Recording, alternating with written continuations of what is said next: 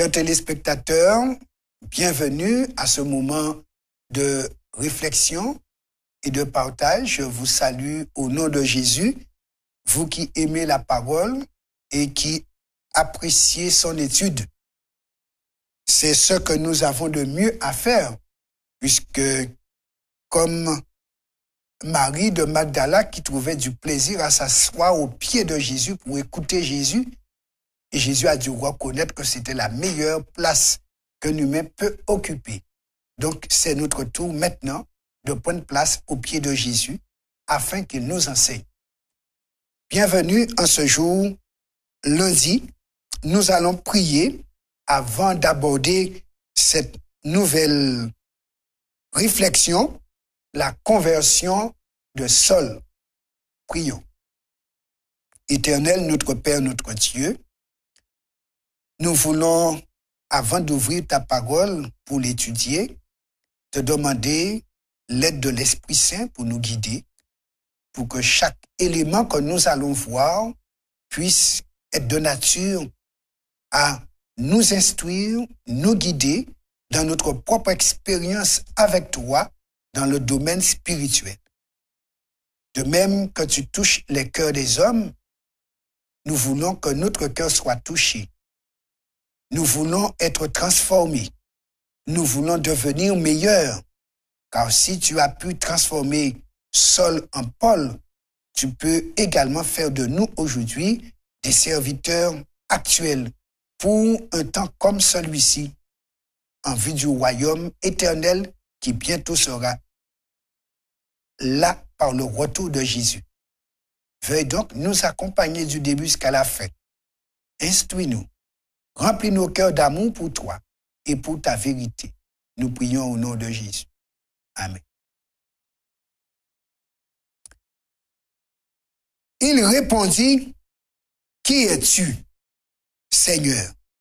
Et le Seigneur dit, « Moi, je suis Jésus que tu persécutes.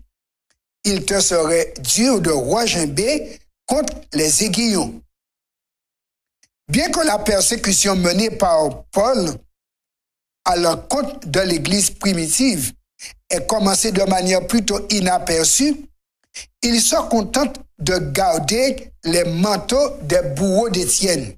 Voici comment il commence.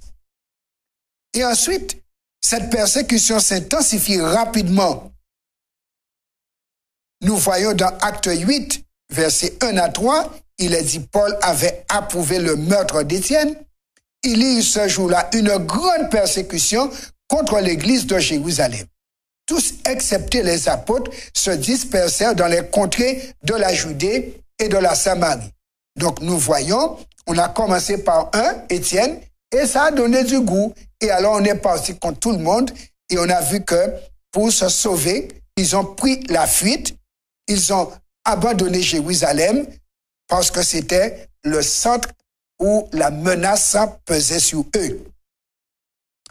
Plusieurs des mots qu'emploie Luc pour décrire Saul nous dressent le tableau d'une bête sauvage, féroce, ou d'un soldat pilleur déterminé à détruire son adversaire. Le mot traduit par « ravageait » dans Acte 8, verset 3, par exemple, est employé dans la traduction grecque de l'Ancien Testament, dans le psaume 80, verset 14, pour décrire le comportement incontrôlable et destructeur d'un sanglier. La croisade de Saul contre les chrétiens n'était clairement pas une affaire de tiède commodité. C'était un plan délibéré et permanent en vue de l'extermination de la foi chrétienne. C'était ça la mission de Saul de Tarse. Faire disparaître la foi chrétienne et tous ceux qui étaient animés de cette foi. C'est pourquoi il est dit dans Acte 8, verset 3, Saul de son côté ravageait l'église, pénétrant dans les maisons, arrachant hommes et femmes. Donc, le mot ravager veut dire ce que cela veut dire. Alors, quand il y a ravage, il n'en reste absolument rien après. C'est comme un jardin labouré par un porc ou mangé par un bœuf, bon, il ne reste que peu de choses, si ce n'est jardin détruit. Ainsi agissait Saul de Tarse à l'endroit de l'Église chrétienne. Nous allons considérer 3 descriptions de sa conversion. Cet homme que Dieu observe, qui ravage son Église. Dieu le laisse faire jusqu'à un certain temps. Dieu est Dieu pour nous supporter tels que nous sommes jusqu'à un certain temps. Mais il sait aussi nous arrêter. Il peut arrêter certains. Il n'arrête pas d'autres. Mais le jugement sera le jour d'arrêt définitif. Trop tard pour certains. C'est pourquoi, maintenant que Dieu nous interpelle, il nous faudrait nous arrêter pour écouter, comme il a arrêté Saul pour qu'il écoute. Voyons son histoire de plus près. Dans Actes chapitre 9, versets 1 à 18, la Bible nous rapporte comment Jésus va faire pour arrêter Saul et l'emmener à la conversion. Cependant, Saul, respirant encore la menace et le meurtre contre les disciples du Seigneur, se rendit chez le souverain sacrificateur et lui demanda des lettres pour les synagogues de Damas, afin que s'il trouvait des partisans de la nouvelle doctrine, hommes ou femmes, il les amena liés à Jérusalem. Comme il était en chemin et qu'il approchait de Damas, tout à coup, une lumière venant du ciel resplendit autour de lui. Il tomba par terre et il entendit une voix qui lui disait « Saul, Saul, pourquoi me persécutes-tu » Il répondit « Qui es-tu, Seigneur » Et le Seigneur lui dit « Je suis Jésus que tu persécutes. Il te serait dur de regimber contre les aiguillons. » Tremblant et saisi d'effroi, il dit « Seigneur, que veux-tu que je fasse » Et le Seigneur lui dit « Lève-toi, entre dans la ville et on te dira ce que tu dois faire. » Les hommes qui l'accompagnaient demeurèrent stupéfaits. Ils entendaient bien la voix, mais ils ne voyaient personne. Saul se releva de terre, et quoique ses yeux fussent ouverts, il ne voyait rien. On le prit par la main et on le conduisit à Damas. Il resta 3 jours sans voir, il ne mangea ni ne but. Or, il y avait à Damas un disciple nommé Ananias. Le Seigneur lui dit dans une vision, « Ananias » Il répondit, « Me voici, Seigneur. » Et le Seigneur lui dit, « Lève-toi, va dans la rue qu'on appelle la droite et cherche dans la maison de Judas un nommé Saul de Tarse. » Car il prit et il a vu en vision un homme du nom d'Ananias qui entrait et qui lui imposait les mains, afin qu'il recouvre la vue. Ananias répondit, « Seigneur, j'ai appris de plusieurs personnes tout le mal que cet homme a fait à tes saints dans Jérusalem. Et il a ici des pouvoirs de la part des principaux sacrificateurs pour lier tous ceux qui invoquent ton nom. » Mais le Seigneur lui dit, « Va, car cet homme est un instrument que j'ai choisi pour porter mon nom devant les nations, devant les rois et devant les fils d'Israël.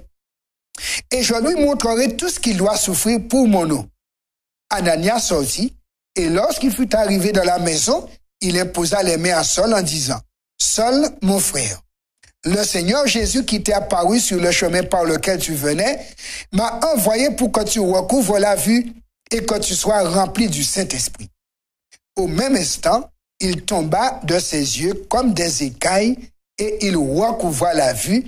Il se leva et fut baptisé. Voici donc une première partie de sa conversion rapportée par Luc, l'évangéliste. Donc, Jésus le jette par terre, il entend sa voix, et il n'est pas seul à entendre la voix, d'autres entendent la voix aussi, pour qu'on ne dise pas qu'il a eu une hallucination. Par contre, c'est lui seul qui voit Jésus.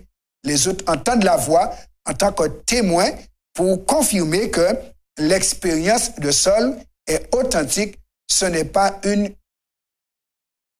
hallucination, mais bien une révélation de Jésus.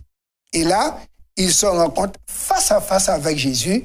Et comme on le voit, la Bible nous dit, dès qu'il a retrouvé la vue, il a été baptisé parce qu'il a compris qu'il était dans l'erreur. Plus tard, lui-même raconte son expérience. Et voici en quels termes.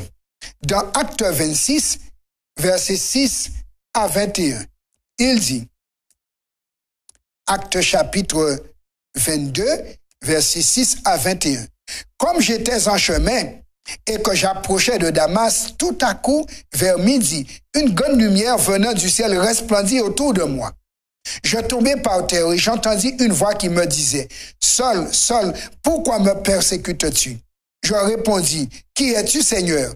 Et il me dit, « Je suis Jésus de Nazareth que tu persécutes. » Ceux qui étaient avec moi virent bien la lumière, mais ils n'entendirent point la voix de celui qui parlait.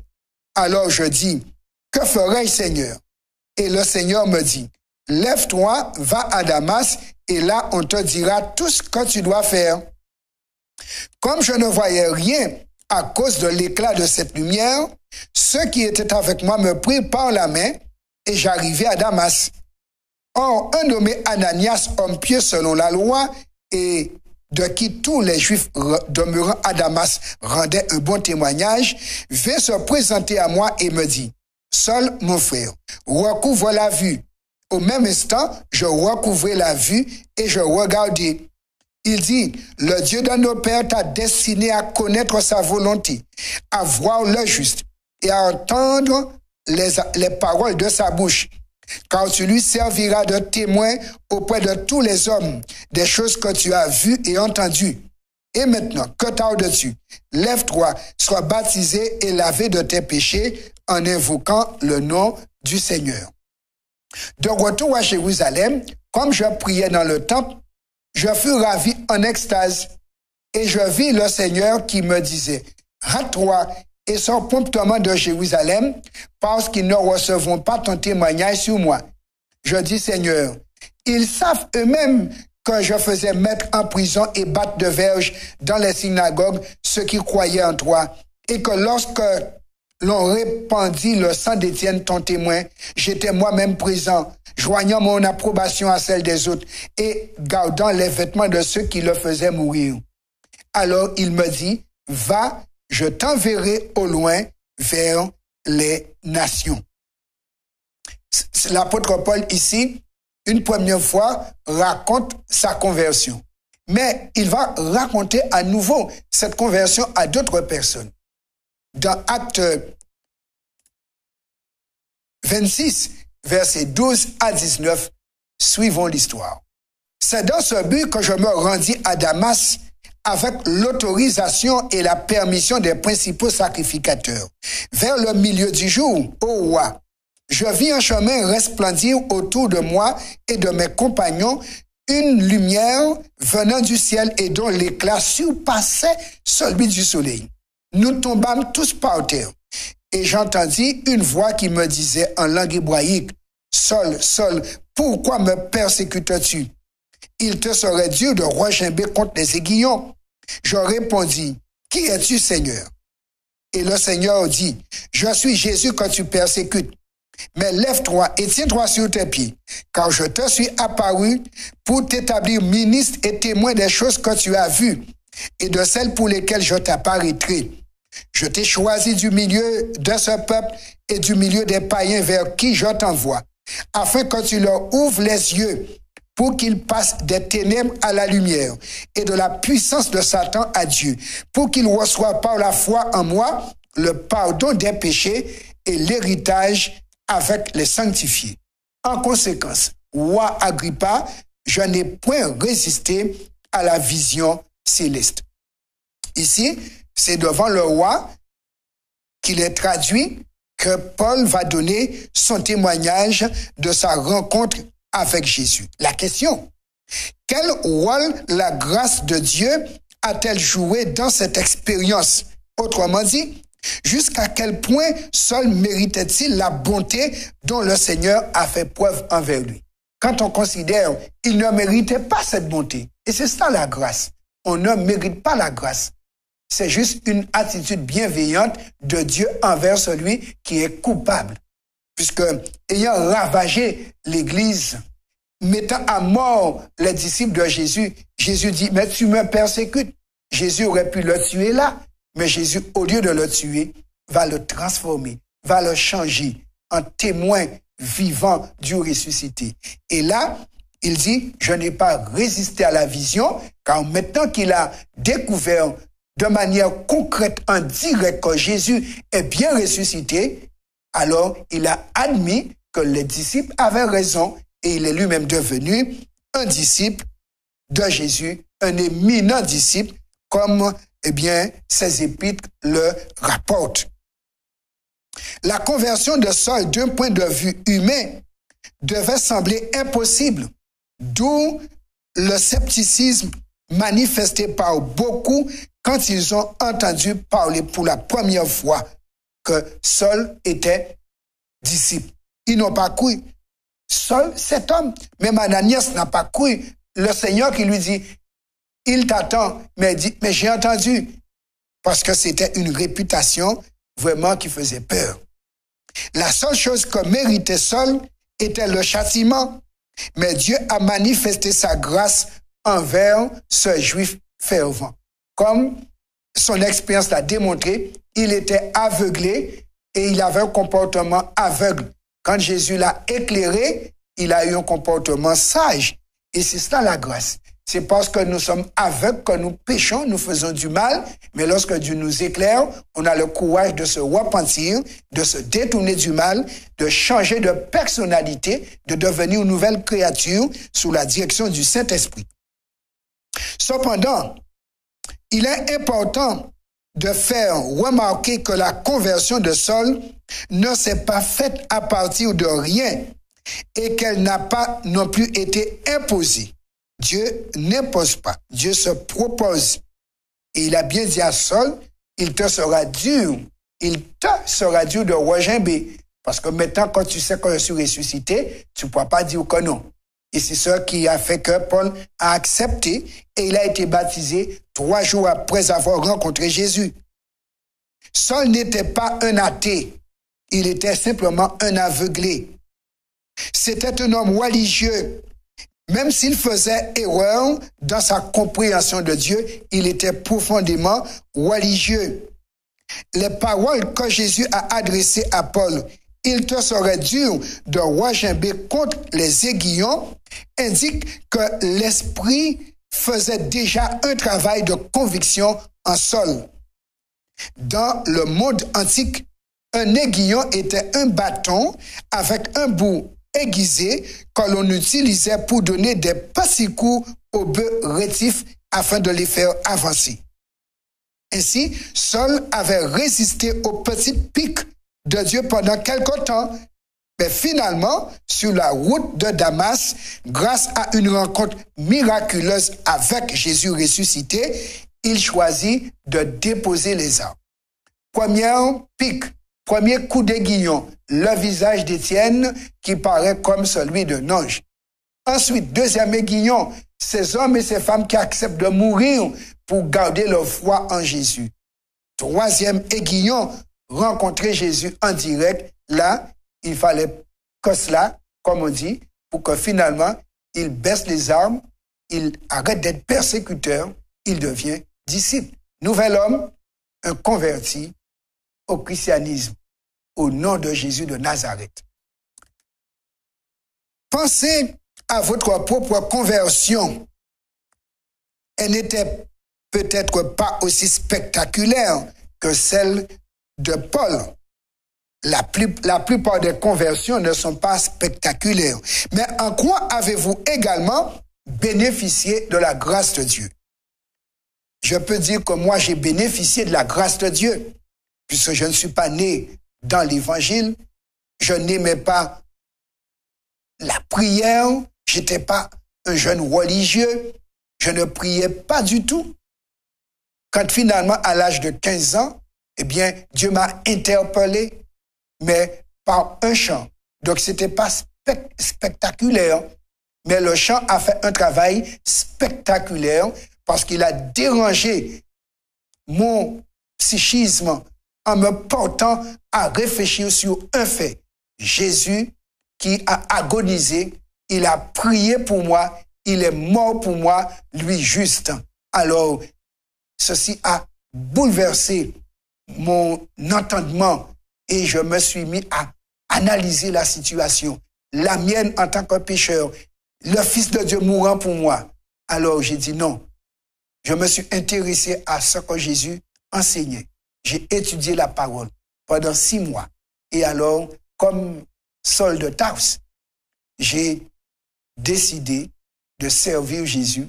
J'ai été baptisé et cette année me fait 45 ans que je milite avec Jésus et je lui demande la force d'arriver jusqu'au bout parce que la couronne est pour ceux qui franchissent la ligne d'arrivée. Pourquoi est-il important de ne jamais oublier ce que nous avons reçu en Christ? Oui, quand on n'oublie pas, on peut persévérer. Quand on oublie, on devient chrétien déviant ou chrétien dévié. Mais si on n'oublie pas ce que Jésus a fait pour nous, on devient chrétien saint, persévérant jusqu'à la fin. Prions pour que le Seigneur nous aide à attendre sa venue pour la victoire finale. Oui, Seigneur Jésus, merci de ce que tu es venu nous chercher, tout comme tu es venu chercher Saul de Tarse. Tu viens nous chercher où que nous soyons. Seulement, tu nous appelles, tu nous interpelles. Souvent, nous faisons la rébellion comme Saul de Tarse. Nous voyons le chemin, mais nous donnons des excuses. Nous prenons la tangente parfois. Tu nous rattrapes comme tu as rattrapé Saul. Mais aujourd'hui, donne-nous, tout comme Saul, de décider de baisser les armes, de ne plus fuir, de ne plus te résister, mais enfin de faire ce que tu nous dis de faire. Que ta grâce soit avec nous pour le salut. Nous prions et te disons merci. Amen.